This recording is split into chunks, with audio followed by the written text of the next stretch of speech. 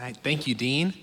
Well, morning, church family. It is good to be with you today. Today, we are wrapping up our series, officially, Live Like Jesus. We've been in it for a few months now, and today we are concluding that series. And how we're concluding that series is through a Q&A. We tried this with our last kind of major series, and it went over well. It got a good response. So we've just decided, hey, when we wrap up a significant series, and when I say significant, I don't mean in terms of depth, but I mean in terms of quantity. We're gonna do a Q&A, and thank you to those of you who engaged, who sent in questions. We're not gonna get to every single question that was asked, but if there's a question that remains, feel free to shoot me an email and I will respond to you. So without further ado, let's jump into the questions that you asked. Number one, how would you summarize a day in the life of Jesus? What practices did he do consistently and intentionally? Good question. Well, let me first start by distinguishing between a couple seasons of Jesus's life. So first off, we have his vocational ministry, and that's when Jesus is in what we would call full-time ministry.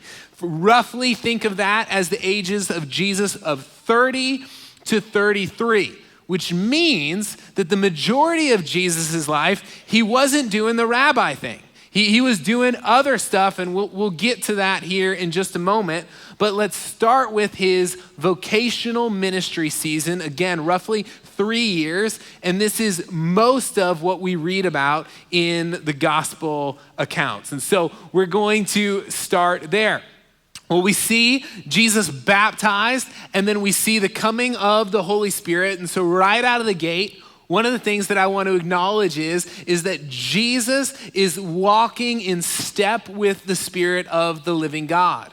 That Jesus is a person of prayer, that he not only taught other people how to pray, but that Jesus prioritized prayer himself, at times even getting away to be alone with the Father and pray for extended periods of time.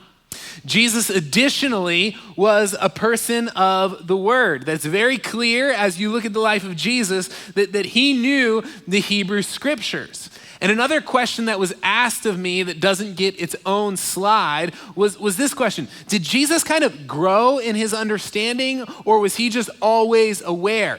And in Luke, I believe it's Luke chapter 2, verse 52, it says that Jesus grew in wisdom and stature. So understand that Jesus doesn't come out of the womb quoting Leviticus, right? Like Jesus would have, I think the best understanding is grown and understood and learned. And you might be like, well, didn't Jesus write it? Wasn't Jesus God? In Philippians, we have what's referenced as the kenosis passage. And I think the best understanding is that when Jesus came to earth, in order to fully be human and live a human experience, he set aside some of his divine attributes, not his divinity, but divine attributes. And Jesus would have lived a life full of the Holy Spirit. So when we see him doing his vocational ministry stuff, I think he's doing that empowered by the Spirit of the living God that the text tells us is available to us also. And so Jesus was somebody who spent a great deal of his time in the vocational ministry season of his life teaching others. This was very public, and it was also private. Public in the sense that Jesus in the day, and I think sometimes this is lost on us, Jesus was a rock star. That Jesus would go, and there would be times where thousands and thousands of people would show up. So you've probably heard of the story where Jesus feeds the 4,000, right? And that's not including women and children. So when you start doing the math, you're like, how many people are here? 9,000 people? And so Jesus had this very public ministry where people were flocking to him. He was healing. He was helping people with demonic issues and setting people free. All of this we see in the scriptures. And so one of the things as kind of an aside, that cannot be said of Jesus is that he did not hold the view that one's relationship with God was extremely personal. That's something that's very prevalent in our culture today, and you might even feel some of this tension as you go about your life, that faith in our culture and in the Western world, you get this impression that faith is very individualistic, that it's very personal, that it's just between you and God. And not only do we see it as communal, and we'll get to this in the Sermon on the Mount, where Jesus says, "Our Father." When he's teaching people to pray, he says, "our." It's us together collectively. But Jesus would have categorically rejected the idea that faith was just for you or just for me. And so Jesus wanted people to understand truth about God. And so Jesus wasn't a jerk about it, right? I mean, there was people who really disagreed with Jesus, who had intrigue on what Jesus wanted to say, but it wasn't as though Jesus was private about his faith. It was something that he shared and shared freely. There was also a very important part of Jesus's vocational life and ministry that focused on individuals. So there was the crowd where people would gather to hear from Jesus. But as I said in one of the sermons I preached in this series, that it feels as though Jesus's primary audience were his disciples. That was his primary investment that he made as he was investing into the lives of future leaders. So he was accessible to crowds. He was accessible to individuals who would not be considered society's elite, and he heavily invested in the lives of his disciples, all while trying to maintain and walk out a very authentic relationship in the presence of the Spirit of God, retreating to be with the Father. So that's a little bit on the vocational side of his ministry. But as I said in the introduction to this question, we actually have about 30 years of Jesus not doing that. So for just a minute, before we talk about those 30 years briefly, just let that sink in for a moment. That you and I believe, if you're here and you're a Christ follower, that the Son of God was on earth for 30 of the 33 years. Jesus just doing ordinary stuff. It's crazy, right? It's remarkable. And it says, I think, something about the meaning of what you and I might call ordinary life in the eyes of God. That Jesus could have come and for 33 years been doing extraordinary stuff, but there was so much of his life that was lived sort of in normalcy. And it seems very clear that he would have spent more time doing his, what we might call, secular job than he did in vocational ministry. Now, does anybody know what Jesus's quote unquote secular job was? You can shout it out. Carpenter. Does anybody know the word in the Greek? Tectone. It's up there. Remove your brownie points, but all right. Tectone in the Greek. So Tekton could be rendered as craftsman, often translated carpenter. Interesting, when I was in Israel, the stat I think was something like 90% of the trees planted in the nation of 90% of the trees that exist in the nation of Israel were planted, that there's actually not a lot of native trees. And even including the trees that were planted, you look around, you're like, there's just not a ton of trees here. In addition to that, the majority of homes that existed during the day of Jesus were built by stone. And so there's sort of a movement in scholarship that has been for, I think, a while, saying, honestly, since this word can be translated tectone, and if you look at the geography and you look at what was happening in the land, it might be more accurate to view Jesus more of as a worker of stone than a worker of wood. But whether he worked more with wood or more with stone, neither here nor there really, here's what I want you to get. That Jesus worked a blue-collar job. That Jesus was working with his hands, doing a blue collar job. And it seems as though this mattered. This mattered. And when God created mankind and we read the Genesis account, he put them in the garden and he says, be gardeners.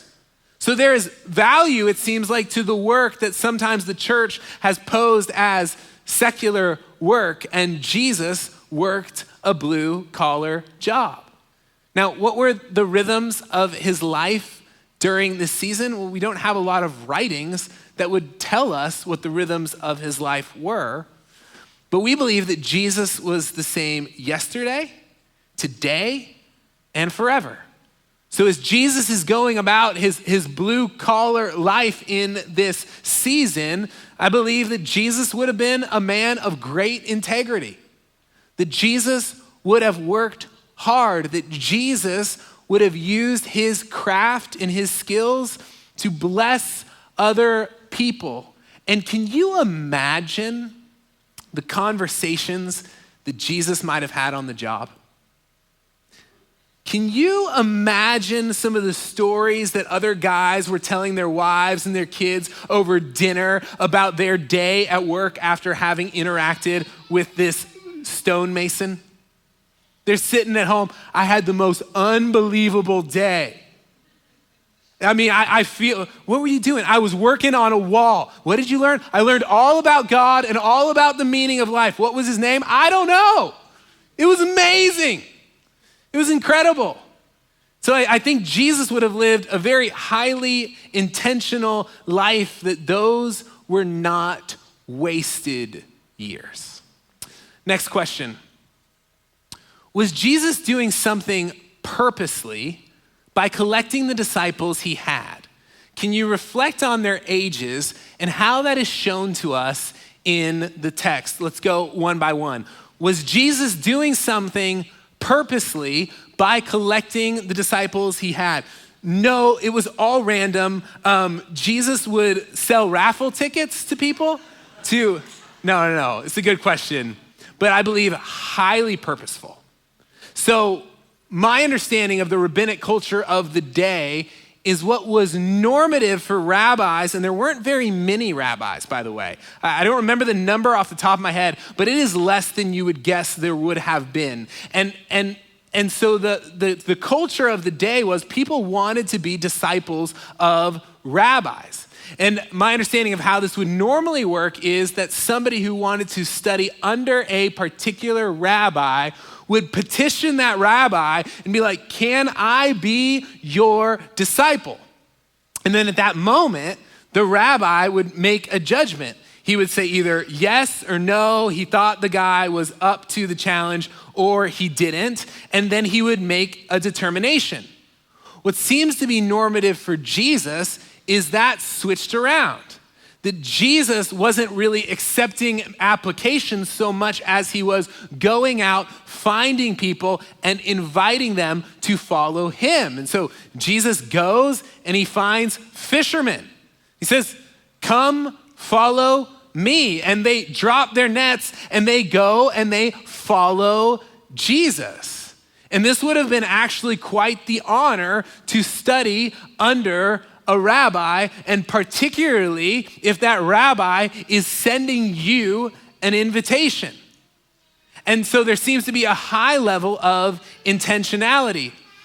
And something else as it relates to this idea of purposely collecting the group he had. One of the most memorable lessons that I had in Israel was unpacking the complexity and the diversity of Christ's Talmudim. That is the word that would mean the group of the disciples that he had. And I was aware of it before, but it brought it to another level, and I'll share some of this with you. Because here's the idea before I get into it, is that by selecting the diverse group that Jesus did, he invited in tensions and problems that would not have existed had he acquired a group of very similar individuals. So the differences among the disciples that he chose intentionally is remarkable. Let me unpack it briefly for you. So Israel is under the rule of Rome. The nation of Israel, the people of Israel, do not like this. They do not want to be under Roman rule, but there is a spectrum of how people in the nation of Israel would have responded to this. What seems like sort of a normal position is probably the position that the fishermen held, where they would be like, we don't like this.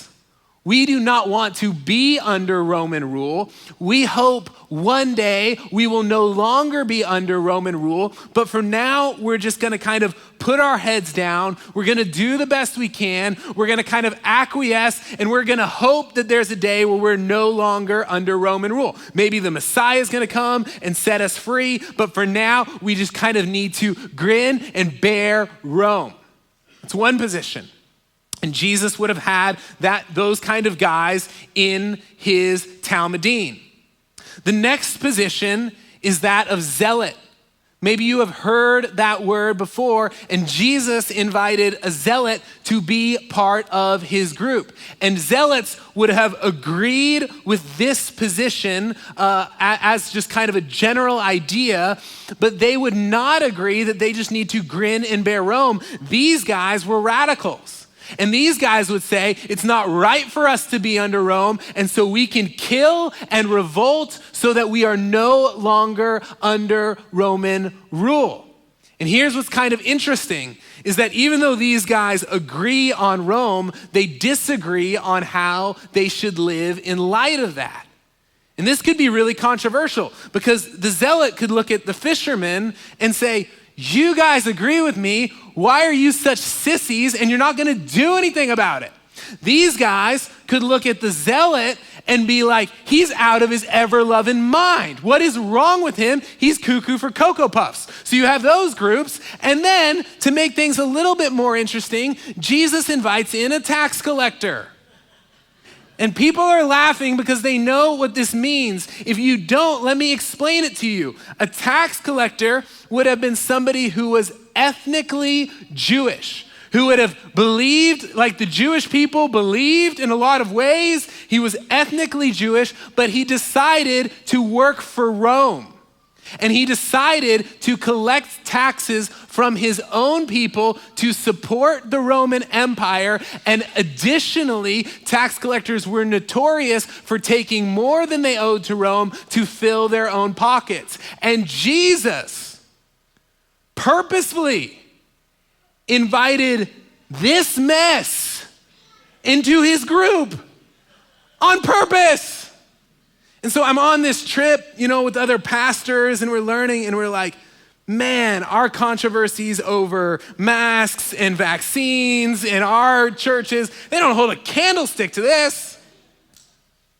And I think as Dean mentioned during communion, there's this idea that Jesus wants us to be unified. Unity does not always mean uniformity. That Jesus didn't select a group of people who all looked the same, who all thought the same, who all believed the same, who all lived the same lives. But he said, if you're gonna come follow me, I'm going to be your Lord. And all of that needs to be brought under the lordship of Jesus Christ. And all of that is secondary. So maybe you, in the 21st century, have felt this tension of like, how does every Christian not see things the way I do? And I would just say, breathe. It's never been that way. But what needs to be the case, not that we all watch the same news channels, not that we all see every, agenda the same, but that we say, Jesus is more important than all of this. And some of these disagreements, we might never settle this side of heaven. We might not. But Jesus is primary, and we can be united in him, and we can love him most and look to him most as the leader of our lives. The second question, can you reflect on their ages and how that is shown to us in the text? Here's what else I learned in Israel. And I'd heard this before, but what would have been normative would have been these guys would have been overwhelmingly likely teenagers, all right? So if you're watching the Chosen series, there's so much good in it, but the guys are like burly, maybe 30-year-old guys, probably not the case. Jesus was likely 30, but remember that the culture of the day, like manhood starts earlier. Like in your mid-teens, you were likely married. Girls were likely married at 12. Guys more around like 15, 16 years old. And so Jesus is not gonna be rolling with a bunch of disciples his own age. He's probably likely going to be investing in people who are young men, who are significantly younger than him and are starting out on this kind of rabbinical journey with the hopes that they will be like the rabbi. And so that's just sort of a cultural observation, but I believe the text gives us a clue into this as well. And when I start reading the story, you're gonna be like, what does this have to do with anything? I think it does have to do with this question, particularly by the time we get to the end. Matthew chapter 17, starting in verse 24. After Jesus and his disciples arrived in Capernaum, the collectors of the 2 drachma temple tax came to Peter and asked, "Does your teacher pay the temple tax?" "Yes, he does," he replied. When Peter came into the house, Jesus was the first to speak. "What do you think, Simon?" he asked. "From whom do the kings of the earth collect duty and taxes? From their own children or from others?" "From others," Peter answered. "Then the children are exempt," Jesus said to him. "But so that we may not cause offense, go to the lake and throw out your line. Take the first fish you catch, open its mouth, and you will find a 4 drachma coin." And this last sentence is the thing that I want you to pay attention to for the question at hand. "Take it and give it to them for my tax and yours." Take it and give it to them for my tax and yours. So it seems as though Jesus is with his disciples, because verse 24 says after Jesus and his disciples arrived in Capernaum. But by the time we get to the temple tax, Jesus is saying to Peter, hey, pay the temple tax for me and for you. Who paid the temple tax? Men who were older than 20. Men who are older than 20. And so I think it is possible that Peter is the only disciple in the group who is over the age of 20 and therefore has to pay the temple tax. I think it's possible that he and Jesus are the only 2 over the age of 20, that Peter is the eldest disciple, and that all of the other disciples, teenagers. Teenagers walk in with Jesus who are given significant amount of time from Jesus, instruction, and equipping from Jesus. Next question. In years past, an oft-seen or heard phrase would be, what would Jesus do? WWJD. It's kind of our series, Live Like Jesus. How important are the words which we speak, post, tweet, text, etc., to the efficacy of our witness and evangelism? This is a great question. So throughout this series, we have been dealing with this topic of how did Jesus live?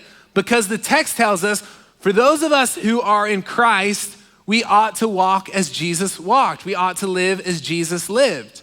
But the nature of this question really seems to be, but aren't our words important too? Don't they matter a lot? Yes, they matter significantly, and do not hear me say anything else. But I'm gonna say something, and it might sound controversial at first. I don't think it really is, but let me say this. If Jesus didn't live the life that he lived, you would not care what he had to say. If Jesus did not live the life that he lived, you would not care what he had to say. Let me unpack that for you. Let's say all of Jesus's teachings are the same. Everything that Jesus ever said, exactly the same. But all of the records that we have about his life, whether biblical sources or extra biblical sources, said that Jesus lived in a manner that was contradictory to his teachings. So Jesus was, let's say the record said that Jesus was a womanizer. Let's say that the record said that Jesus took money that was given to his ministry and used it for personal gain in sort of sketchy ways. And that is just the overwhelming voice from history. I don't think we would be gathered here today. I don't think we would be gathered here today trying to learn what Jesus said if history said Jesus wasn't legit. I think we care about what Jesus has to say, because not only did he give us remarkable teachings, not only did he claim to be the Son of God, but the records indicate that Jesus lived a life perfectly congruent with what he said and what he taught. So why the emphasis on our lives? It's because our lives lend credibility to our witness. And when we do not get our lives right, then people are not interested in what we have to say in the same way they would be if we lived righteously. So, Paul to the church at Rome writes this, Romans 2, starting in verse 21. He's dealing with the subject really of hypocrisy. He says, you then who teach others, do you not teach yourself? You who preach against stealing, do you steal? You who say that people should not commit adultery, do you commit adultery? You who abhor idols, do you rob temples? You who boast in the law, do you dishonor God by breaking the law? And listen to verse 24. I mean, this is a punch in the gut. As it is written, God's name is blasphemed among the Gentiles because of you. Ouch. Now, a life as a follower of Jesus that is not lived in congruence to the gospel does not make the gospel untrue, but it makes it, in a sense, unattractive to the outside world. Are you tracking with that? And the reality is that none of us are going to live in perfect congruence to the gospel. Paul didn't, but Paul says in Philippians, he says, one thing I do, forgetting what lies behind, I'm straining forward to what lies ahead. He says, not that I've obtained all this or have already been made perfect prior to that. And so it's this idea of, yeah, all of us are human. All of us are figuring this thing out. None of our lives look exactly like the life of Jesus, but what your friends and family and neighbors and coworkers should see is a striving to live up to the life of Christ. Imperfectly, admitting when we're making mistakes, asking forgiveness from other people, honest, transparent. But this idea of when people look at their lives, they're like, yeah, she's trying. She's pursuing Christ-likeness. I think that guy really loves Jesus. They should see that in us. And one other thing, and then we'll move to the next question. I think it's possible to say the right things without being the person God is calling us to be. I think it's possible for us to portray a spirituality that is not there on the inside, but I think if the spirituality is authentic and you are walking with the Spirit of the living God, then what is going to come forth from your mouth naturally is going to be things that are edifying, glorifying, and uplifting to the people around you, because Jesus said, it is out of the overflow of the heart that the mouth speaks. So I think it's this idea that where your heart is, what's going to come out of your mouth naturally without you even thinking is going to be reflective of that. Now, you can kind of hone in and try and strive. And so if you have all sorts of wickedness going on in your heart, you can put forth effort to speak good words and to portray a spiritual life. But if you're actually spiritual on your inner world, you've surrendered to the Spirit of the living God and Jesus is actually working in your life, then it's not gonna be this, I need to say something nice to my coworker today. It's gonna just flow. It's just gonna come. So our words matter, absolutely. What we write on social media, what we say to one another, in our homes, in our families, in our offices, in our neighborhoods, all of that matters. But I think if our life is right before Jesus, what's going to come out will be naturally good, naturally uplifting, naturally God honoring. Great question. You have said that Jesus was tempted in the same ways we have, but he never sinned.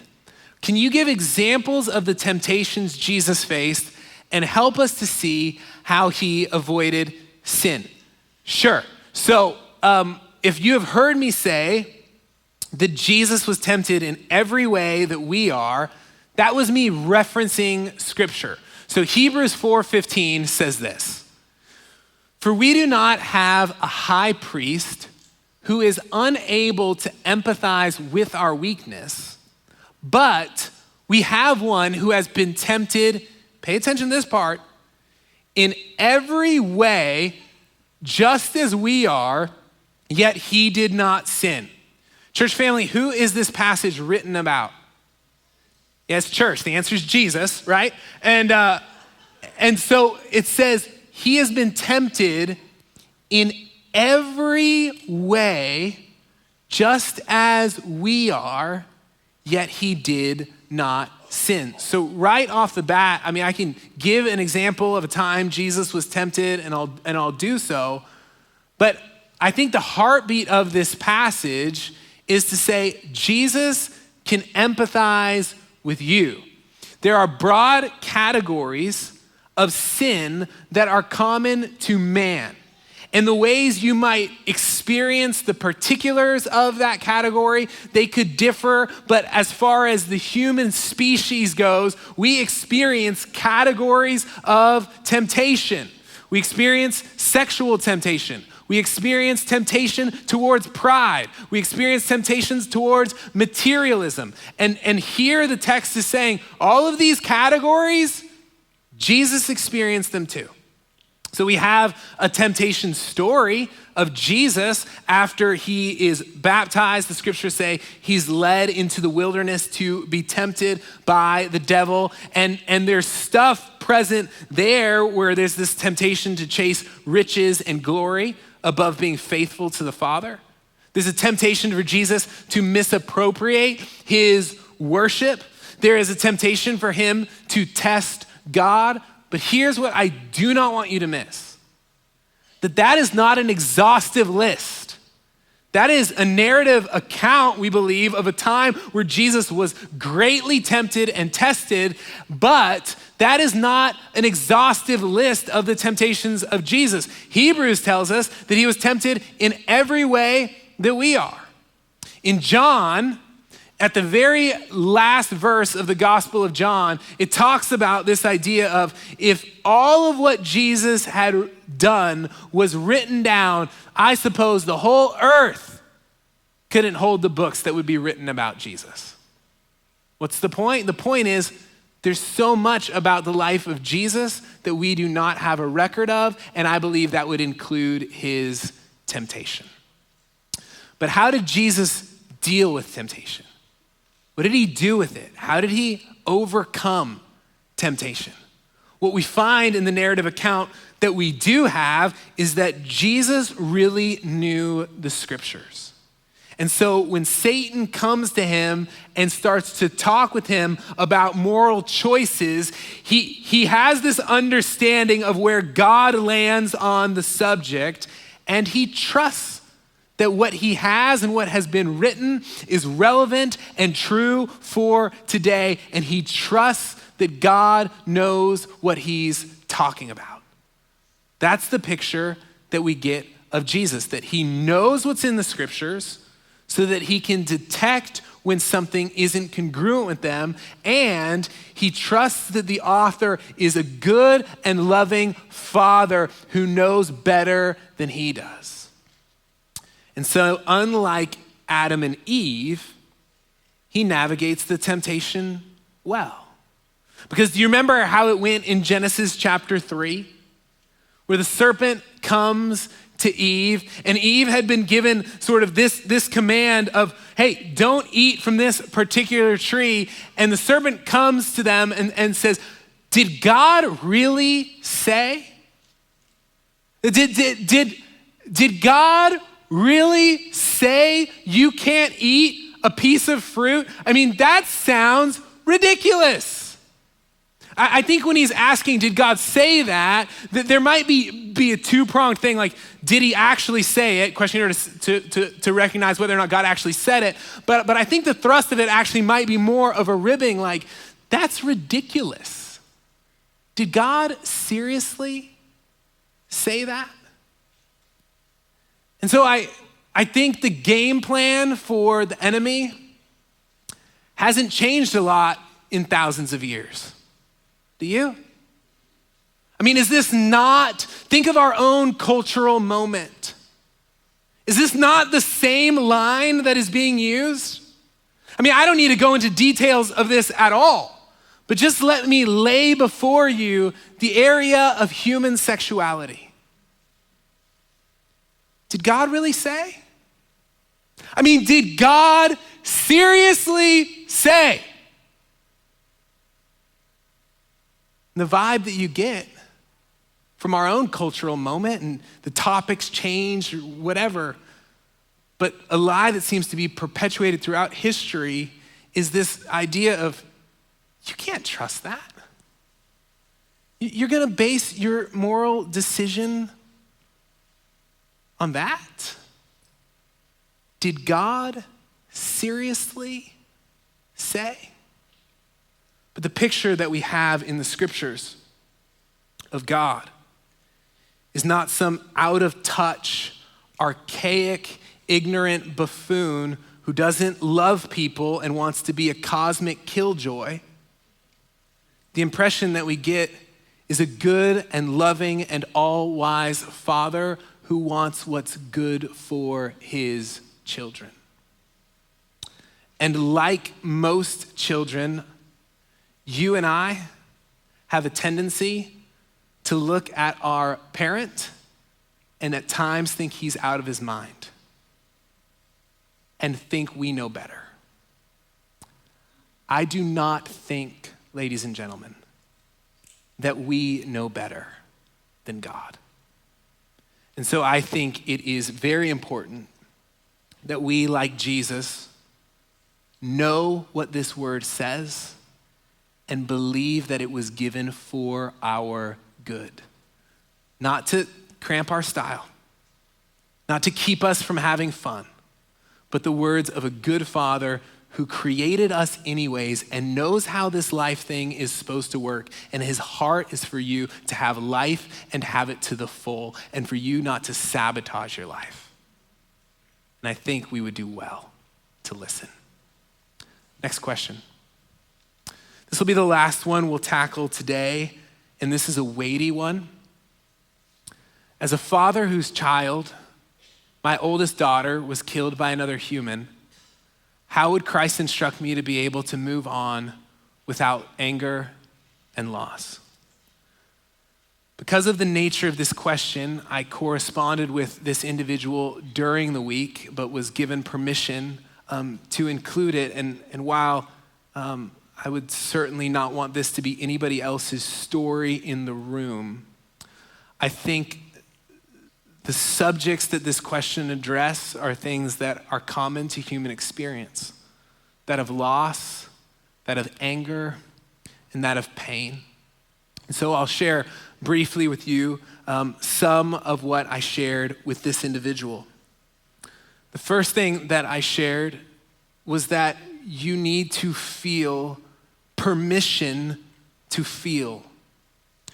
You need to feel permission to grieve. I think at times in Christian circles, There has been sort of this almost unsaid movement in Christianity that we just need to be happy all the time and joyful all the time, and that we can't feel things like loss and anger and sadness. And I would just say that didn't come from the scriptures.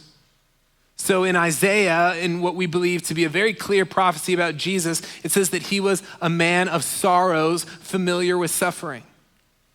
If you were here last week, we referenced Jesus face down in the garden, sweating drops of blood.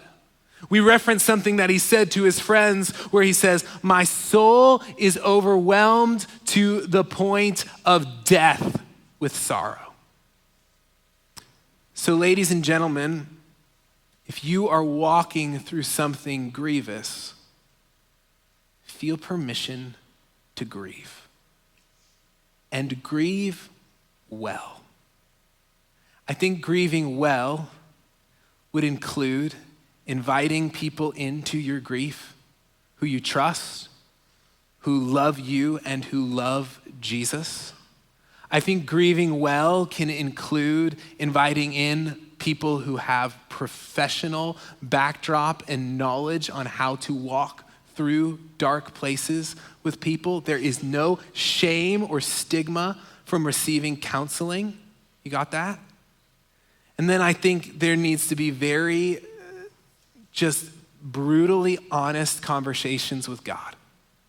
And I think all of that is part of the grieving process and the healing process. And part of this question is, how would Christ instruct me to be able to move on without anger and loss? And as we dialogued, and I'm not going to share this person's name, but as we dialogued, part of the thing was I'm feeling hatred towards the person who did this, which makes perfect sense, and that's natural, and we'll get there in just a second. But I would say that I do think there's a sense in which you move forward, but you never fully move on. Because if you've loved, well, then the person who you loved, you still love, and they will always hold a place in your heart. And so there's a sense in which you never fully move on, but you move forward, I believe, to a place of health where you are in a healthy spot, even though you still have loss. And I think some of the tension can be, particularly if your loss or your grief comes from being wronged, there is a natural temptation to feel a hatred towards an individual, and that's human. It's human. So I think hatred is an internal sin. And while it can manifest itself outwardly, it might never do so. I mean, I could hate somebody I've never met. I could hate somebody who's been dead for a decade and never have the chance to act that out.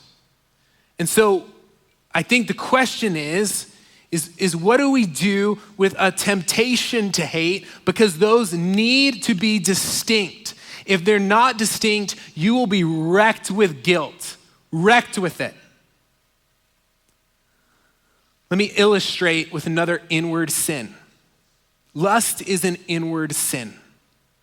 If a guy goes to a beach and notices a beautiful woman, he has done nothing wrong. A man noticing a beautiful woman does not make him a sinner, it makes him human. But if in that moment he senses a gravitational pull to let his mind go to places he should not go with that woman, in a manner that is not honoring to her and is not acknowledging her as an image bearer of God, but as someone to objectify, if he in that moment allows himself to go there, well then yeah, he's crossed the line into sin. In the same way, I think hatred can work like that. This individual has been so clearly wronged that there is going to be a natural gravitational pull in his inner world to wish wrong on this individual. And I think what needs to happen is in that moment, we need to remember the gospel. We need to, at times, preach the gospel to ourselves. Do you ever preach the gospel to yourself? Or there's a moment where, let's just be honest, you can't even help what comes into your mind, right? There's certain things you can do to limit the trash that comes into your mind, but there's sometimes just out of nowhere, you just get a thought, and it could be a prideful thought, a lustful thought. It could be a thought of hatred. And you're like, I don't even know where that came from. But all of a sudden it's there and I feel a gravitational pull towards it. And that's just temptation. And I believe Jesus felt that. I heard somewhere that he was tempted in every way that we are. I heard that somewhere. And so I would just say that when the temptation comes, remember the gospel. Remember what you believe Jesus did for you. Remember what Jesus gave for you according to the scriptures. And that if we're gonna follow him, that we're gonna live like him. And we're gonna forgive other people as well. I think it would be appropriate, as this was our last question, again, I'm not gonna say his name, but I think it would be appropriate if as a community of faith, we lifted this person up in prayer, because this is a uniquely difficult and challenging circumstance. But I am aware that this is not the only uniquely difficult and challenging circumstance in this room. And so while we pray for this individual, I'm gonna pray a broader prayer for anyone going through something remotely similar. Let's pray. Father in heaven, I thank you for this time with family in Christ today. I thank you for the hunger in this room to live like Jesus. I thank you for the grace that you have shown me and my brothers and sisters as you have been so patient on the journey. Continue to be so patient with us. And Lord, I pray for the individual who submitted this question. And I believe you know exactly what they're feeling. Father, I believe you know what it feels like to lose a child. And Father, I pray that you would bring supernatural hope, supernatural comfort, that you would give supernatural strength and supernatural certainty of your love in this season. I pray for anyone else in this room that is going through a time of grief and loss. And I pray that you would minister in a remarkable way, that you would do things that only you could get the credit for. And we pray this in the precious name of Jesus. Amen. I love you, Edgewater Alliance. May you live like Jesus. Thank you for tuning into this resource. Hopefully, it was a blessing to your life and faith. For more information about the church or to partner with us financially, you can go to edgewateralliance.org. And if you're in town, come check out one of our services on Sunday morning. But whether you are watching online or here in person, may you live like Jesus wherever you live, work, and play. Blessings.